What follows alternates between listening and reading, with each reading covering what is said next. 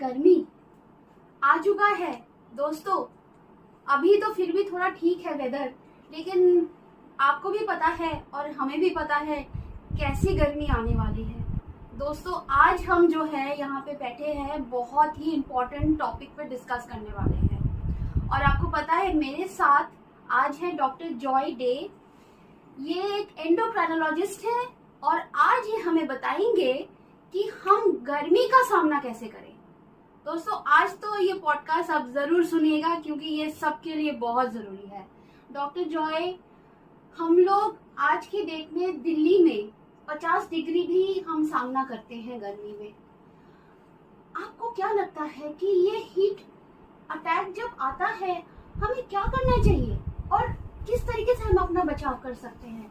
Specially मैं जब बात करती हूँ, जब मैं सोचती हूँ कि बाहर जो हमारे भाई बहन काम करते हैं, जो लेबर्स, जो गार्ड्स काम करते हैं, हमारे जो डोमेस्टिक हेल्प है, वो घरों में जाते हैं, आना जाना उनका by road by on foot होता है, पैर जल जाते हैं। डॉक्टर साहब आप हमें आज बताइए कि हीट अटैक में हमें क्या करना चाहिए, हीट अटैक एक्चुअली होता क्या है? जया जी, पहली बात तो ये है कि आपने ये मुद्दा जो चूज किया है ये बहुत ही इम्पोर्टेंट मुद्दा है। अब की बार शायद दिल्ली में ऐसा गर्मी पड़ेगी जब पहले कभी नहीं हुआ, रिकॉर्ड ब्रेकिंग गर्मी पड़ेगी। बट पहले मैं एक कहानी से शुरू करना चाहता हूँ जो पिछले साल की है। उमेश चंद एक 25 साल का लड़का था जो उत्तराखंड से दिल्ली में काम ढूंढने के लिए आया। यहाँ पे उसे काम मिला कंस्ट्रक्शन साइट में, लेबर चौक में खड़ा रहता था, ट्रक आके उसको उठा ले आते थे, उसको दिहाड़ी का काम मिला। वो चितरंजन पार्क में एक घर जिसको डिमोलिश करके नया घर बनाना था, वहाँ पे काम कर रहा था। डेमोलिशन का वक्त था, गर्मियों का समय था, जून का महीना था। उस बेचारे को दिन में जैसे जैसे वो काम करता रहा, उसे बहुत ही एग्जॉशन, एक थकान महसूस होने लगी। बीच बीच में उसके हाथ पैर क्रैम्प करने लगे। लेकिन लड़के को पता था कि आज की दिहाड़ी अगर वो नहीं पूरी करता तो घर में उसको कुछ खाने को नहीं मिलेगा। काम करता रहा। 2-2:30 बजे का टाइम था जब उसके दोस्तों ने उसको देखा कि वो कुछ बौखला सा गया, उल्टी सीधी बातें कर रहा, बात सुनना नहीं चाहता। उनमें से कुछ लोगों ने कॉन्ट्रैक्टर को बोला कि इसको थोड़ा सा पानी पिला के रेस्ट करने के दीजिए, लेकिन उनको काम जल्दी खत्म करना था तो उन्होंने बोला लड़के को काम करते रहना। आधे घंटे के अंदर अंदर उसको दौरा पड़ा, मिर्गी का दौरा। वहां से उसको अस्पताल ले जाया गया। अस्पताल में 3 दिन रहा और फिर उस बेचारे की मौत। सो भाइयों बहनों, ये जो कहानी है ये इस बार भी रिपीट होगी दिल्ली में, कि हम इसके बारे में समझे कि उमेश को हुआ क्या। देखिए, जब गर्मी पड़ती है हमारा शरीर एक तापमान पे कंट्रोल रहता है। 37 डिग्रीज में हमारा तापमान रहता है। लेकिन जब बाहर का तापमान 37 से बढ़ता रहता है तब हमारा बॉडी अपने आप को कूल करने की, ठंडा करने की कोशिश करता है। पहले शरीर के ब्लड वेसल्स डायलेट हो जाते हैं और उससे हमारे को पसीना आने लगता है। पसीने से हमारा कूलिंग ऑफ होता है। ये हमारे बॉडी का मैकेनिज्म है। वो तब तक काम करता है जब तक हमारे पास पीने के लिए पानी हो, टेम्परेचर इतना ज़्यादा ना हो कि इस सिस्टम को ही वो ओवरवेल्म कर दे, और ऐसी जगह हो जहाँ पे हमें बीच बीच में टाइम मिले रेस्ट करने। अगर ऐसा नहीं होता तो हमारे बॉडी कुछ स्टेजेस से जाता है। पहले जब स्ट्रेस हमारे बॉडी को होता है, हीट स्ट्रेस उसको कहते हैं, पसीना पसीना, एकदम थकान महसूस होना, मुंह एकदम सूख जाना, कभी कभी क्रैम्प्स आना, ये फर्स्ट स्टेज की बात। इस वक्त हम पानी पी सकते हैं, इलेक्ट्रोलाइट ले सकते हैं, गर्मी से निकल के छाए में थोड़ा बैठ सकते हैं। डॉक्टर साहब मैं आपसे थोड़ा सा पूछूंगी, ये इलेक्ट्रोलाइट क्या है? ये आपने बहुत अच्छा सवाल पूछा। जब हम पसीना पसीना होते हैं, अगर कभी आपने अपना पसीना टेस्ट किया होगा तो आपको पता होगा कि ये काफी खरा होता है, इसमें सॉल्ट होता है। तो जब हम लूज कर रहे हैं तो सिर्फ पानी नहीं, सोडियम और अदर इलेक्ट्रोलाइट्स भी। लेकिन जब हम सिर्फ पानी पीते हैं तो उससे सोडियम नहीं रिप्लेस होता, और अगर ये कुछ दिनों कुछ हफ्तों चलता रहे तो बॉडी में सोडियम की डेफिसिट हो जाती है, और जब क्रिटिकल सिचुएशन में पहुंच जाता है, जब बहुत आगे बात बढ़ जाती है, तो हाइपोनेट्रीमिया, लो सोडियम, उसके कारण बहुत जबरदस्त हेल्थ इफेक्ट हो सकता है, इंक्लूडिंग डेथ। तो इसलिए जब हम पसीना पसीना हो रहे हैं, हमें पानी के साथ इलेक्ट्रोलाइट भी पीते रहना चाहिए। इसलिए मैं ये चीज अपने साथ लेके आया हूँ। ये है एक पानी की बोतल जो मैं हमेशा अपने साथ रहता हूँ। मेरा काम बाहर का नहीं है, इसलिए अगर सिर्फ मैं पानी पी लूँ तो हाइड्रेशन इनफ है मेरे लिए। लेकिन अगर मैं बाहर हूँ, स्पोर्ट्स कर रहा हूँ, कंस्ट्रक्शन में काम कर रहा हूँ, धूप में खड़ा हूँ, अगर इलेक्ट्रोलाइट्स ना हो मेरे बॉडी में, तो सिर्फ पानी से मेरा रिप्लेसमेंट नहीं होगा। ये ना हो तो आप जूस पी सकते हैं, नारियल पानी पी सकते हैं, लेकिन आपको ये समझना चाहिए कि दिहाड़ी के वर्कर के पास उतने पैसे नहीं होते। तो सबसे चीपेस्ट होता है पानी में, नींबू पानी में नमक मिला के पीजिए। अगर 2-3 बार वो पी लिया तो आपके इलेक्ट्रोलाइट्स भी रिप्लेस हो जाएंगे। बिल्कुल। ये याद रखिएगा, ये सिर्फ डायरिया के लिए नहीं है, स्वेटिंग के समय भी इलेक्ट्रॉल काम कर सकता है। दोस्तों आप ये बिल्कुल आप जो है ये बिल्कुल गांठ बांध लीजिए इस बात को कि अगर आपके पास ये इलेक्ट्रॉल नहीं है तो बेसिक पानी जो हमारे घर में हम पानी पीते हैं उस पानी में आप थोड़ा सा नमक, थोड़ी सी चीनी और एक नींबू का रस आप उसमें निचोड़ के आप उसको साथ में लेके जाइए और उसको आप थोड़े थोड़े टाइम के बाद पीते रहिए। आपको कोई परेशानी नहीं होगी। डॉक्टर साहब सही कहा मैंने? बिल्कुल सही कहा जया जी। और ये जो आपने बताया, इससे प्रिवेंट हो सकता है, लेकिन अगर ये नहीं हो रहा तो फिर बॉडी जाता है नेक्स्ट स्टेज में, जिसको कहते हैं हीट एग्जॉशन। हीट एग्जॉशन में ये हो जाता है कि आपका पानी इतना कम हो गया है कि शरीर उसके साथ कोप नहीं कर पा, उसमें आपका हार्ट रेट बढ़ने लगता है, आपका ब्लड प्रेशर गिरने लगता है, इसमें आपका स्किन एकदम फ्लश होने लगता है, लाल हो जाता है। अगर आप स्किन को छू के देखेंगे तो स्किन भी गर्म होने लगता है, क्योंकि इतना ब्लड सप्लाई उसमें हो रहा है। इस वक्त एक और चीज होती है जिसको धीरे धीरे आपका कंफ्यूजन होना, धीरे धीरे आप ये सोचने की शक्ति जो है उसमें गड़बड़ाने लगती है, आप बौखला जाते हैं, जल्दी गुस्सा आ जाता है, जो चीज आपको पता है करना चाहिए वो नहीं कर पाते। और उस स्टेज में जब आ जाते हैं, तब किसी ना किसी को आपको रोक के साइड में बिठाना पड़ेगा, नहीं तो आप समझ ही नहीं पाएंगे कि ये क्या हो रहा है। सबसे इंपॉर्टेंट चीज है आपको ये जानना कि हीट से बीमारी हो सकती है। काफी लोग ये समझते हैं कि गर्मी तो एक बाहर की चीज है, उससे मैं कैसे बीमार हो सकता हूँ, लेकिन हीट एग्जॉशन नेक्स्ट स्टेज जो है वो है हीट स्ट्रोक। भगवान न करे ये हीट स्ट्रोक किसी को हो, क्योंकि हीट स्ट्रोक जानलेवा हो सकता है, और एक बार किसी को हीट स्ट्रोक हो गया तो उसका शॉर्ट और लॉन्ग टर्म भी इफेक्ट हो सकते हैं। हीट स्ट्रोक्स जब होता है तब आप पास आउट हो सकते हैं, बेहोश हो सकते हैं, आपको सीजर्स आ सकते हैं, आपका ब्रीदिंग में गड़बड़ हो सकता है। अगर उसी वक्त आपको ठंडा ना किया जाए तो अस्पताल में जाके आपका देहांत भी हो सकता है।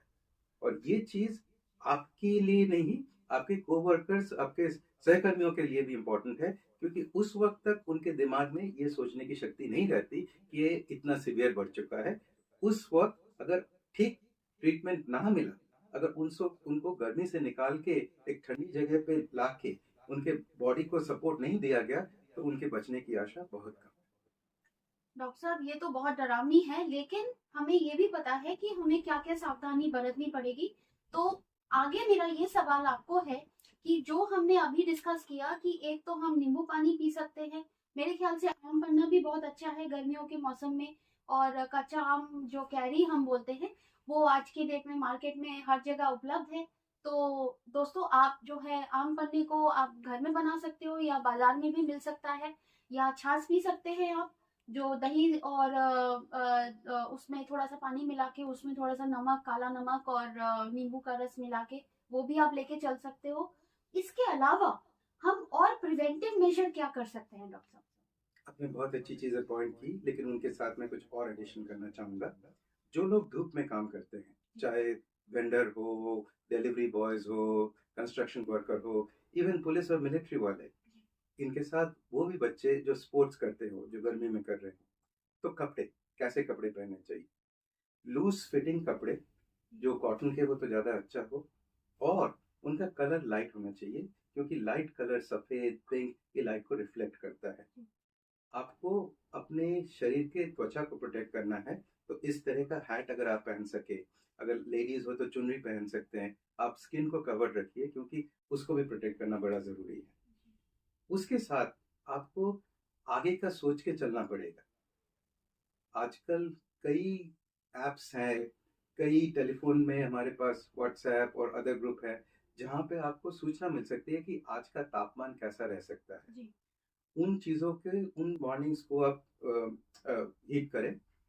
दिन में 12 बजे से 4 बजे तक का टाइम सबसे घातक होता है गर्मियों के दिन, जी। और स्पेशली अगर ह्यूमिडिटी हो तो उस टाइम अगर आप प्लान कर सकते हो तो जो आप काम करना चाहते हो, एक्सरसाइज करना चाहते हो, या सुबह करें या सूरज डूबने के बाद शाम में करें।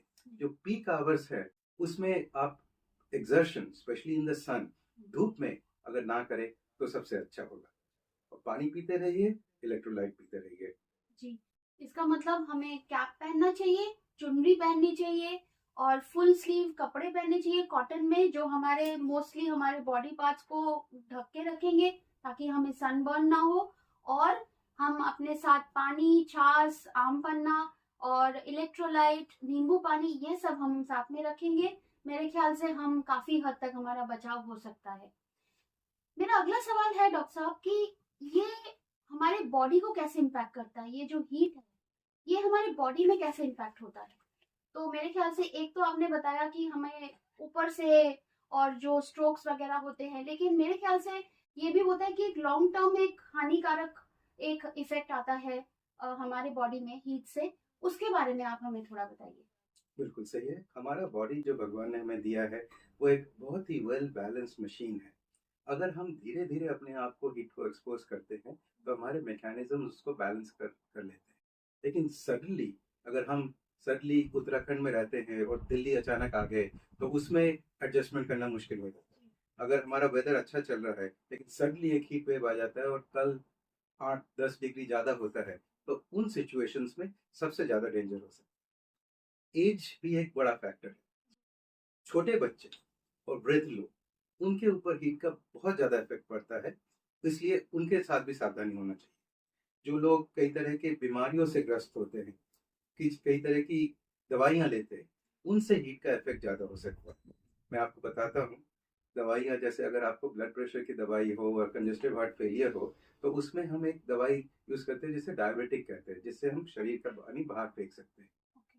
अगर आपके दवाइयों में एक डायबिटिक हो तो आपको स्पेशली सावधान रहना चाहिए गर्मियों में, क्योंकि डिहाइड्रेशन के चांसेस बहुत ज़्यादा है। अगर आप अल्कोहल पीते हैं तो अल्कोहल से शरीर के ब्लड वेसल्स भी डायलेट हो जाते हैं और डिहाइड्रेशन भी ज़्यादा होता है। तो अल्कोहल मद्यपान एकदम ही वर्जित है अगर आप गर्मियों में एक्सरसाइज या गर्मियों में बाहर रहने वाले हैं। कॉफ़ी के साथ भी एक इशू है। अगर बहुत ज़्यादा अगर आप कॉफ़ी पीते हैं या बहुत ज़्यादा चाय पीते हैं तो उससे दिल की धड़कनें भी बढ़ सकती है। और जब हीट स्ट्रेस में बॉडी रहता है तो रैपिड हार्ट बीट, तीव्र गति से हृदय का चलना, ये सब इन चीज़ों के साथ हो सकता है। तो इनसे बहुत ही सावधान रहे। अगर आप हाइड्रेशन चाह रहे हैं तो अल्कोहल, मद्यपान या कॉफ़ी, इनका बिल्कुल इस्तेमाल ना करें। कम से कम दिन में आप कम पीजिए, चाय कॉफी कम पीजिए ताकि आपका हाइड्रेशन लेवल ठीक रहे, आपके शरीर में पानी का स्तर ठीक रहे। आप शाम में चाय पीजिए, घर में जाके आप फैमिली के साथ एंजॉय कीजिए, लेकिन दिन में आप थोड़ा सा ये कोशिश कीजिए कि ठंडा चीज आप खाएं। नारियल पानी आप पी सकते हैं, ठंडी चीज आप पिए ताकि आपका शरीर का जो तापमान है वो नियंत्रित रहे। अक्सर आज के डेट में हम लोग जब हम निकलते हैं तो हम बहुत सारे सनस्क्रीन यूज करते हैं, बहुत सारे सन प्रोटेक्शन लोशंस यूज करते हैं। तो जितना मुझे आइडिया है आपसे और जानना है आज कि जो सन का जो इफेक्ट है, जो धूप का जो एक असर है वो हमारी स्किन पे पहले पड़ता है, उसके बाद हमारे शरीर में वो गर्मी जाती है। स्किन में जो इफेक्ट आता है उसे हम स्किन बर्न कहते हैं शायद। इसके बारे में आप हमारे दोस्तों को थोड़ा बताइए। सही बात बताया जया जी। मैं आज इस प्रोग्राम में ये हैट स्पेशली इसीलिए पहन के आया हूँ क्योंकि मैं चाहता हूँ कि हमारे देश में एक हैट पहनने का प्रथा थोड़ा प्रचलित हो जाए। क्योंकि सर का जो स्किन होता है, स्पेशली गंजे लोग जैसे मेरे लिए और वैसे भी दूसरे लोगों के लिए, जितना आप सन से प्रोटेक्ट कर सकते हो आपको स्किन को, उतना अच्छा है। अगर वस्त्र आप नहीं कवर कर सकते आपके बॉडी को, तो सनस्क्रीन होना अच्छा है। लेकिन अगर आप loose fitting long sleeves, long leg pants वगैरह पहने, तो उससे तो सन से प्रोटेक्शन हो ही जा रहा है। जी। औरतें होती है वो चुन्नी लगा सकती हैं, लेकिन मर्द लोग अनलेस आप पगड़ी पहनते हो, आप सर को कुछ प्रोटेक्ट नहीं करते। जी। तो एक हैट का पहनना मेरे हिसाब से जरूरी है त्वचा को बचाने के लिए। सनबर्न जो चीज है, वो सन के एक्सपोजर से, स्पेशली अल्ट्रावायलेट रेज के एक्सपोजर से, सन स्किन को एकदम लाल और सेंसिटिव बना देता है, जिससे स्किन का थर्मो रेगुलेशन और स्किन जिस तरह से पसीना बहा के अपना टेम्परेचर कंट्रोल करता है, वो भी कम हो जाता है। प्रोटेक्शन इज सबसे इम्पोर्टेंट है। अगर हो जाता है तो फिर आपको उसके ऊपर लोशन, जैसे कैलामेइन लोशन होता है, उससे थोड़ी आपको दर्द से राहत मिलती है। उस जगह को आप प्रोटेक्ट करके रखिए, कवर करके रखिए, उससे आपको निदान मिल सकता है। जी, कैलामाइन लोशन आपने ये बहुत अच्छी चीज़ बताई है। हम लोग भी बचपन में लगा के हम लोग स्कूल जाते थे, क्योंकि उस टाइम में तो सनस्क्रीन लोशंस उपलब्ध नहीं थे। तो हमें याद है कि हम कैलामाइन लगा के हमें स्कूल भेजा जाता था, ताकि हमारी स्किन प्रोटेक्टेड रहे। तो मेरे ख्याल से आज हमने जो सीख मिली है हमें, एक तो हम अपने हाइड्रेशन लेवल को हमें चेक करना चाहिए।